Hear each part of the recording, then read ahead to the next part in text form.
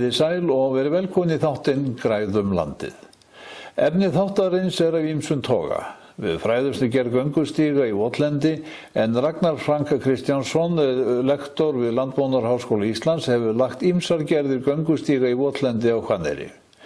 Þá heimsækjum við Þorvald Jónsson brekkukoti í Reykholtsdal en hann hefur sannarlega verið athafnasamur í landgræðslu á liðnum árum og áratugum. Í lok þáttar segir svo Magnea Magnúsdóttir umhverfis- og landgræðslustjóri Orku náttúrunnar okkur frá námskeiði í mosaviðgerð sem haldið var á dögunum og hún segir okkur líka frá námskeiði í endurheimt staðargróðurs á framkvæmdasvæðum en það námskeið verður 12. næsta mánaðar. Auður Magnúsdóttir, deildarforseti auðlinda og umhverfisdeildar Landbúnaðarháskóla Íslands, hitti Ragnar á dögunum og spurði hann einfaldlega hvernig ætti að standa að göngustígagerð í Votlendi. Já, meginmarkmiðið í þessu verkefni var að vinna með létt byggingarefni sem var auðvelt að setja út og að reyna að finna út hversu lítið er nóg. Og þá er spurning, eru 5 cm nóg, 10 cm? Hvaða áhrif hefur frostlyfting á yfirborðs stígsins? Og það hefur komið ljós að vinna með trjákurl fyrst hefur reynst bara mjög vel og svo þannig að útfærslan svo besta sem eftir árið hefur komið ljós að vera við jarðvegstúk bara beint á svörðin, grasvörðin, síðan 5 cm trjákurl, plastgrindur ofan á þar sem er 4 cm, svona ekogrittur sem eru framleiddir í Þýskalandi, hafa fengið svansvottun og eru þar lendi umhverfis vænar og síðan trjákurl ofan á það. Og við sjáum stíginn hérna rétt við hliðina á okkur og sem hefur svona besta útkoman er þessi í dag fyrir bæði hvað er fljótt að vinna það og þessi stígur hérna var gerður á 3 klukkutímum af 6 nemendum. Og hér má sjá stíginn sem er 1 meter á breidd. Ragnar segir að þegar unnið sé í Votlendi skipti öllu að þyngd efnisins sem er notað í stígagerðina sé ekki of mikil. Hann segir líka að vistspor ráefnisins skipti máli að það þurfi ekki að flytja það langa vegalengd. Plúsin við trjákurli, segir Ragnar, er að það er létt og auðvelt í flutningi. Léttleikinn dregur úr þyngd stígsins og hefur þarlegandi minni áhrif á vaskbúskap svæðisins. Auk þess er trjákurlið heimafengið efni. Líka er verkefnið sem sér að skoða líka fleiri útfærslur og ég hef skoðað 20 mismunandi útfærslur á efnisvið, bæði malarefni, plastgrindur, timbur, bæði að skoða breiddina hvort 30 cm er nóg eða hvort þetta þurfa að vera 50 cm og svo líka hvað er langa tíma tekur að útfæra hvert verkefni. Og til hvers er maður að gera stíg í Votlendi?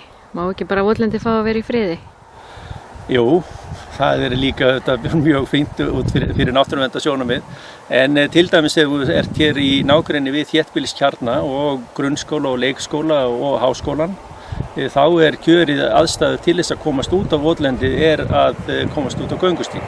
Göngustígurinn gera það verkum að þú heldur þig inn á stígnum en ekki út í gróðursverðunum og það er þannig annað svæði innan þess svæðis fær að halda sér á náttúrulegan hátt. Og það hefur komið ljós eftir lokuðum sem skurðum sem voru 700 metrar. Þá er fuglalífið aukist geysilega mikið og ég er búinn að fylgjast með þessu núna síðustu 4 árin og það er á hverju ári sem erum við að sjá nýja tegundir. En meginmarkmiðið með þessum göngustígum er sjálfur sér að gera göngustíga sem gæti verið svona ákveðið fyrirmynd fyrir aðra. Og ef landeigandi eða þjóðgarðsverðir er einhver aðra að gera þá getum við sagt það tók svo langa tíma að gera þennan stíg, hann kostaði svo mikið, það er svo mikið efni sem fer í hann, þannig að þetta er bara fyrirtæksráðgjöf til allra landeiganda og ríkisins, sérstaklega í tengslu við uppbyggingu ferðaþjónustu. Það er bara vantar þessi ráðgjöf fyrir landeigandur að segja hvað er besta útfærsla.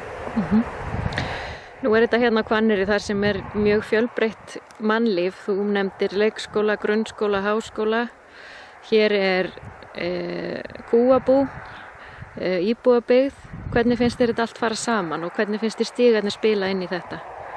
Ég finnst þetta algjör fyrirmynd, sko, að þú getur verið með fyrirmyndar kúabúskap, þú getur verið með hobbybúskap í tengslu við hesta, þú getur verið með 300 manna íbúðabyggð, svo koma 100 nemendur hérna sem búa hérna á stúdentagörðunum, svo ertu með skógrakt hérna, við erum með samning við skógraktina uppbygging á skógrakt á Hvanneyjajörðinni, þannig að endurheimt votlendis og að landið friðað samkvæmt náttúruverndarlögum og hefur Ramsar ígildi sem það flottasta á votlendislistunum í heiminum, þannig að við erum með hér yfir 5% af blesgæsastofninum, við erum með þennan fjölbreytileika, þannig að þetta fer alveg rosalega vel saman og þannig að ein landnotkun kemur ekki í veg fyrir aðra. Og það það sem oftast séð talað friðlýsing, sko, þá bara dauður og djöfull, það gerist ekkert á staðnum. Hérna erum við við erum með skólasamfélag, við erum með íbúðabyggð, kúabúskap, beit á landi, skógrakt, endurheimt votlendis.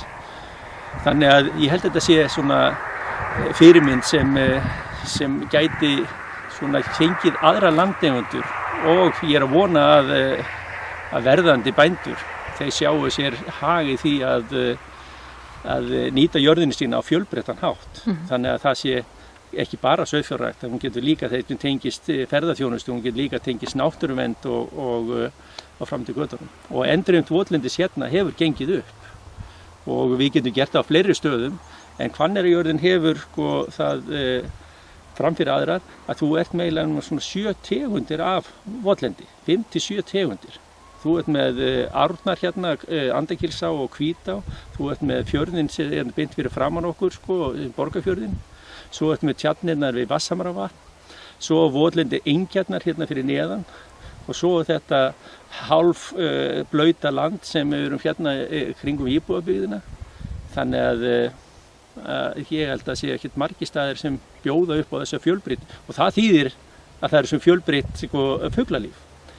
Og við getum allavega hér við Landbúnaðarháskólann lagt hönd á plóginn og komið með einhverja tillögur og þannig að þetta ein leiðin.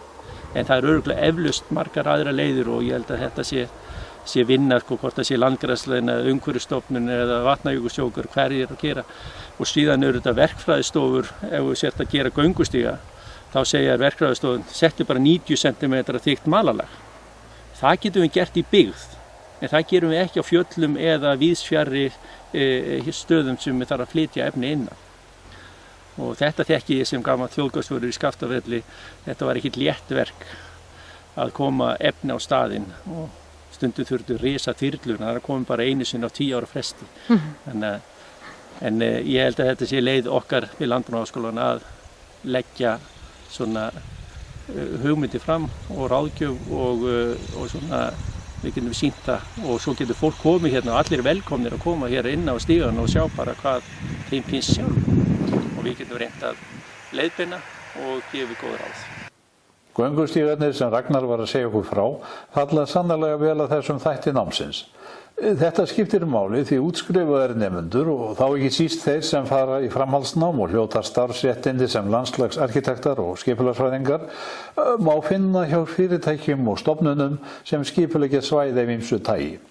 Þá hafa þetta líka umsjón með náttúruverndar og útvistarsvæðum og til þeirra leitað þegar unnið að mati og umhverfis áætlunum og fleiri verkefnum sem tengjast skipulagsmálum og náttúrufræði.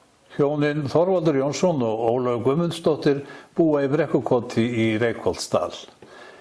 Ein af athyglisverðustu uppgræðslum landsins einmitt í Brekkukoti. Þetta flugvöllur sem sannarlega stendur undir nafni.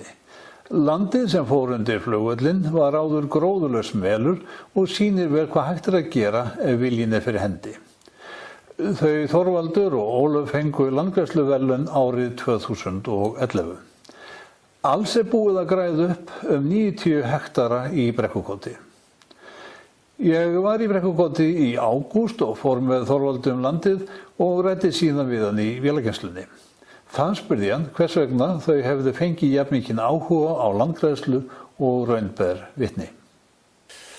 Það er hægt að segja að þetta hafi byrjað sem fikt.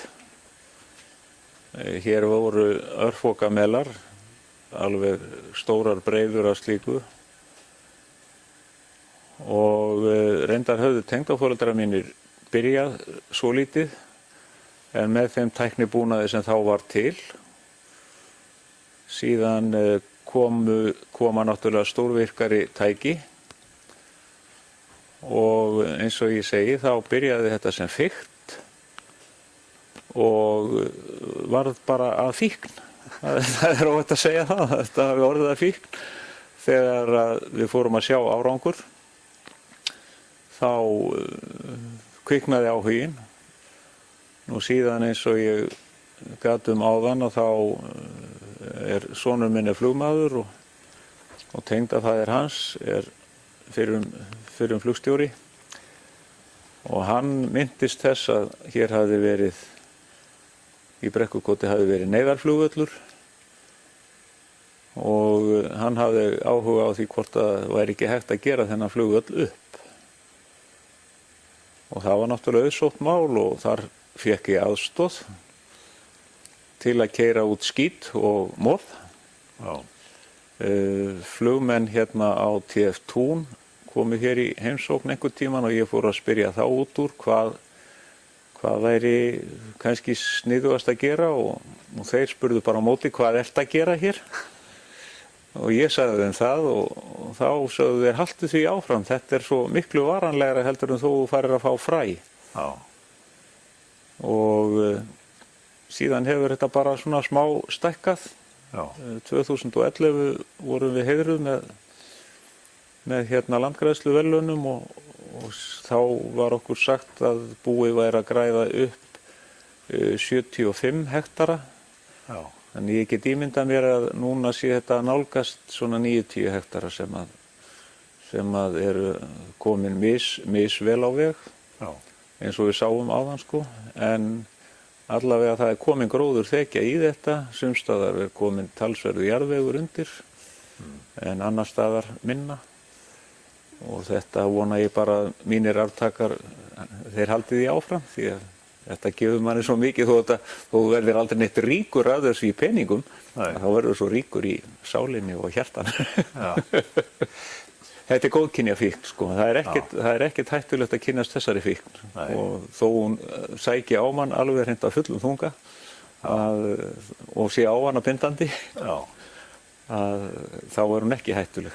En fyrir þig sem bónda að sjá landið þetta umbreytast svona, það hlýtur bara að lyfta undir þig sem bónda, er það ekki? Já, að sjálfsögðu, og það er það sem hefur bara hvatt mig áfram í því að halda þessu til streitu, að nota það sem að til fellur, það sem að skepnurnar ekki nýta sér og svo er náttúrulega líka að gefa hrossum, því að þá raða þeir sér í kringum rúluna og láta frá sér skít sem að verður bara að jarðvegi.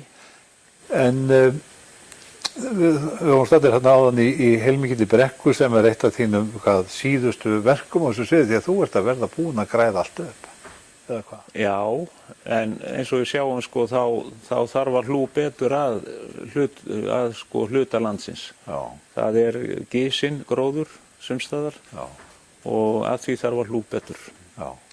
Og það er bara framtíðarverkefni og þó ég hætti búskap sjálfur áramót að þá ætla ég ekkert að hætti þessu því að ég á jörðina áfram, minnst að kosti eitthvað. Já. Þó að krakkandi sé að taka við þá ætla ég ekki að fara að láta þau setja sig í eitthvað botnlaust skuldafend til að kaupa jörðina, við eigum hana skuldlausa og það er bara engin ástæða til því að við vitum ekkert hvað þetta góðæri stendur lengi. Við megum ekki gleyma þætti konuðinnar í þessu öllu saman. Nei. En nú höfum bara verið með þig hér dagpart. Já, hún er náttúrulega helmingurinn af mér. Hún er mjög stolt og áfram það að þessu sé haldið til streitu því að hér er hún alin upp. Já. Ég náði sem sagt fyrst í heimasætuna og svo í jörðina á eftir. Það er ekki lélegt. En hér hafið þið verið í hve mörg ár? 27, bráðum 28 ár. Og þetta byrjar sem sauðfjárbú? Já, það er blandað bú. þegar við komum þá fullvirðisrétturinn tæpir 80.000 lítrar sko, en hann 170-80.000 lítrar í dag og svo 60 kindur. Þær voru aftur 250 þegar við tókum við. Já. En okkur fannst jörðin henta bara mun betur til kúabúskapar. Já. Það langt að fara með þetta á fjall, það að keyra þetta 50 kilometra og síðan náttúrulega smala þessu heim á haustin. Þær eru bara innan girðingar hérna og hafa aðgang að landgræðslunni og að flóanum og maður sér að þær koma í landgræðsluna svona kannski 2-3 daga, svo hverfa þær allar og fara niður á flóa. Þannig að það eitthvað annað sem þær sækja líka í. Já. Og það svona svolítið sérstakt að fylgjast með því að nú eru þær búin að fá nóg af þessu og þá fara þær eitthvað annað og ná sér í eitthvað annað. Það eiga alveg heima í þessari landgræðslu. Já. Það eina sem við girðum af þessi flugvöllur sem við gerðum, en það bara fyrir stórgripi, þannig að á vorin þegar að frost að fara úr jörðu að þá myndu þær spora og skemma brautirnar. Og við vitum að víðum land eru bændur sem að velta þessum málum fyrir sér, eiga að fara af stað eða eiga að gera eitthvað meira. Viltu senda þeim skilaboð frá bónda sem allar að breiða búum áramót? Prófið þetta alveg endilega og vitið hvort þið fáið ekki fíknina að reynd óskipta í ykkur. Þetta er svo mikil bara lífsfylling að horfa á landið breytast. Já. Það er alveg ólýsanlegt bara þegar maður horfir yfir þetta og það var gaman að því hann hefur nú komið dálítið til okkar móðurbróðurinn að Lóu minnar og hann hér fæddur og uppalinn og hann var einmitt að dásama það hvað þetta væri allir þessir melar sem að hér voru, þeir eru orðnir grænir Valdi. Og að lokum verða Magnea Magnúsdóttir, umhverfis- og landgræðslustjóri Orku náttúrunnar. Hún ætlar að segja okkur á því hvernig gekk á námskeiði sem haldið var á dögunum, en þar var fólk að læra að gera við mosaskemmdir í Vífilsfelli. Sem sagt, spurningin þessi, hvernig gekk? Það gekk mjög vel. Það var mjög góð þátttaka á námskeiðinu. Það voru 30 manns sem mættu á námskeiðið og við fórum þarna í blíðskaparveðri upp í Vífilfell og vorum að laga þarna mosakrót og þetta gekk bara alveg svakalega vel. Og fólkið sem geta átt auðvelt með að tilengja sér þær aðferðir sem notaðar eru? Já, þetta eru einfaldar aðferðir, þannig að allir eiga að geta lært þær og snúast bara að púsla og eru mosa inn í svona mosastafi og þetta gekk bara mjög vel, allir ánægðir. Erum við stundum pínlítið kærulaus þegar mos annars vegar? Finnst okkur mosi kannski ekki vera nógu fín jurt? Það já, við getum verið svolítið kærulaus stundum með mosan. Fólki finnst kannski að því að grasbítar borðan ekki eins og kindur og nautgripir. Þá getum við verið kærulaus með hann, en þetta er náttúrulega mjög mikilvæg jurt og falleg. Hvað mosi? Mosi lágplanta, svokölluð, sem að myndar ekki eiginlega laufblöð og ekki heldur eiginlega rætur, þannig að hann myndar bara svona rætlinga sem festa hann við yfirborðið og svo tekur hann upp næringu og vatn bara í gegnum í raun og veru húðina á sér. Já, já. Nú sé ég það, sá ég fréttum einhvern tímann að og enn í það minnsta metur mosanna verðleikum því að þið erum með það skilyrt í útboðsgögnum að sé gróður tekin upp þá sé gróðurinn haldið til haga og plantað út aftur. Já, okkur þykir mjög vænt náttúruna og við viljum ganga frá þannig að hún verði bara alveg eins og var áður en við byrjum að framkvæma. Þannig að við höldum til haga gróðurinnum og notum hann til þess að ganga frá aftur. Já. Aha. En ég veit að þú vil líka fara með mosa heimtíðin og inn í eldhús og setja hann í heimilisblandarann. Það er nú kannski ekki mjög falleg aðgerð eða eitthvað. Jú, ég að búið til svona mosagraut til þess að rækta upp mosa og þá blanda ég hann með súrmjólk og vatni og hræra hann saman í mosa í svona hræring og hella honum svo út annarkvort það sem maður þarf að græða upp mold eða á steinum. Já, já.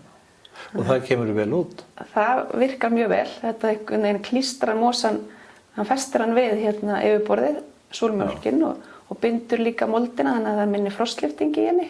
Já, já. Nú, ég gefi mér reyndar að miðað við áhuga þinn á mosa, þá hafur ekkert á móti honum í heimilisgörðum. Nei, ég elska mosa í garðinum mínum. Ég til dæmis með bara hraun í mínum garði og hérna, hann svo fallegur allt árið, það þarf ekkert að slá hann og hann grænn á veturna og þannig ég bara mæli með því að fólk bara sé með mosa í garðinum sínum. Já. Og umgangist hann betur út í náttúrunni? Já, ekki spurning. Við eigum að bara ganga vel mosan okkar. Hann svo einstakur á heimsvísu, mosinn, og mjög fallegur. Talandi það, þá minnist ég líka fréttar að það hafi fundist mosasbrotar í, að ég held 1500 ára gömlum sífrera á Suðurskautslandinu og hann var lifandi. Já, einmitt. Þetta náttúrulega alveg merkilegt að hann skuli geta haldist lifandi svona lengi, frosinn. Og sýnir okkur bara hvað þetta í raun og veru öflug og dugleg planta og þolir svona erfiðar aðstæður. Þannig að mosinn oft á tíðum það ekki einn af frumherjónu sem kemur fyrst á land? Jú, hann algjör frumherji og til dæmis í hraunum, nýju hrauni, þá hann oft fyrstur til þess að nema land. Þannig að hann ótrúlega duglegur. Já, og annar gróður á þá auðvelt með að komast upp í gegnum hann. Já, og það svo annar mál því að hann getur oft verið mjög þéttur eins og þarna í svona hraungambra þembum sem svona þessi grámosi sem við sjáum. Það er hann oft mjög þéttur og erfitt fyrir annan gróður að nema land. En svo það er svo auðvelt að skemma hann á raskonum. Þá opnast þemban og þá kemst annan gróður inn og næra nema land. En það þarf eitthvað rask til. Magnea, við vorum að tala endurheimt á mosa, en ég veit að það fyrirhugað námskeið endurheimt staðargróðurs á framkvæmdasvæðum. Hvenær það og hvað það? Þetta mjög flott námskeið sem fjallar það að maður læra aðferðir við að endurheimta staðargróður, eins og til þess að flytja mosa og taka upp gróðurinn og nota hann. Og þetta námskeið núna í október, 12. október. Og verður, það endurmenntun Landbúnaðarháskólans sem heldur námskeiðið í samstarfi við Vegagerðina og okkur hjá Orku náttúrunnar. Og þetta virkilega flott námskeið sem allir sem koma að framkvæmdum ættu að mæta á. Já.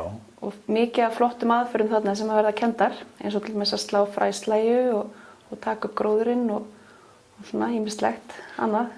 Þannig við hvetjum fólk til þess að þá sem að hafa áhuga á þessu námskeiði að fara inn á vef Landbúnaðarháskólans, það lbhi.is og þar undir hægt að finna allt þetta námskeið. Já, einmitt. Mæli með því að ég komi á það. Ágætu áhorfundur, þakka ykkur fyrir að horfa á þáttinn. Og ég þakka þeim sem hafa sendt mér línu með ábendingum efni eða annað sem tengist þættinum. Netfangi mitt Arnskell@land, fyrir þá sem vilja senda mér bréfkort eitthvað sem tengist græðum landið. Við sjáumst aftur á vikuliðinni en næsti þáttur verður hér á INN mánudagskvöldið 2. október klukkan 20:30. Góða stundir.